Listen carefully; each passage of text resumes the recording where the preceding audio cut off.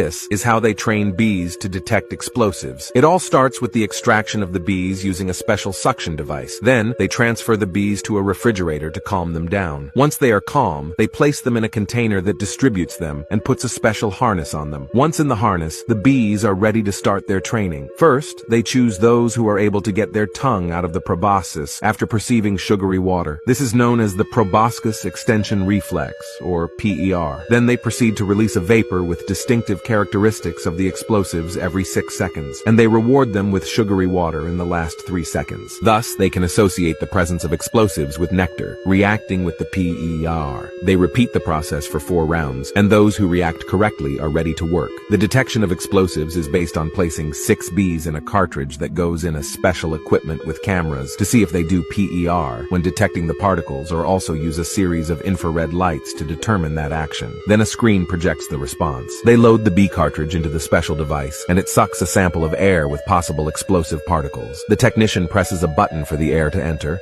and the bees analyze the sample while the infrared lights determine the response that will be projected on the screen. Something very interesting is that in each cartridge you can place a bee trained to respond to certain specific particles and thus determine several substances. The most impressive thing is that they can be trained in just hours, and for their maintenance they only require nectar or sugary water, being much cheaper than a dog. Something curious?